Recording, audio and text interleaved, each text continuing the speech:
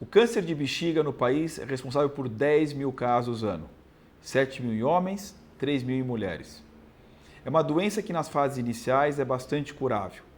O tratamento envolve, na fase precoce, a raspagem interna da bexiga e do tumor, chamado RTU, ou ressecção transuretral. Em alguns casos, dependendo das características da doença, é necessária uma complementação com BCG, que promove uma resposta inflamatória na mucosa e evita uma recorrência ou uma progressão da doença para a profundidade da bexiga, que é a camada muscular. Quando a doença é diagnosticada na fase 2, ou seja, quando a camada muscular é invadida, o tratamento primo é cirúrgico.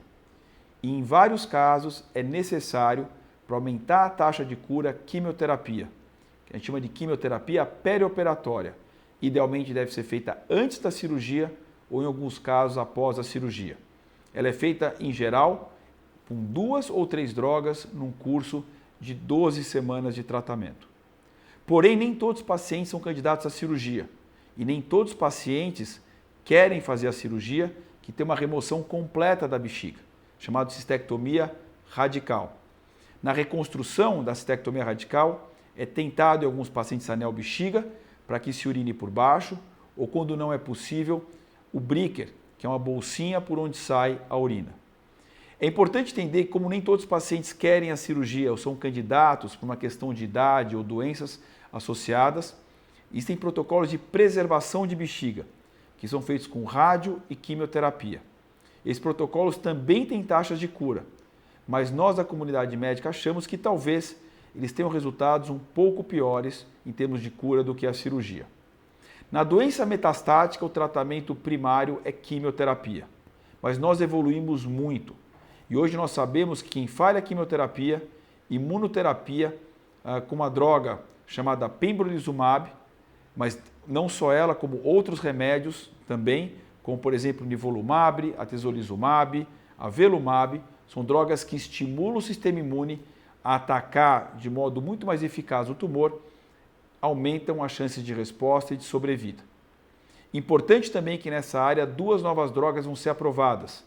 Uma droga chamada erdafitinib, é uma droga que age especificamente em pacientes que têm uma alteração de uma molécula chamada FGFR, que acontece em 20% dos tumores de bexiga, e essa droga teve resultados muito importantes em termos de taxa de resposta, de até 40% em pacientes que falharam outros tratamentos.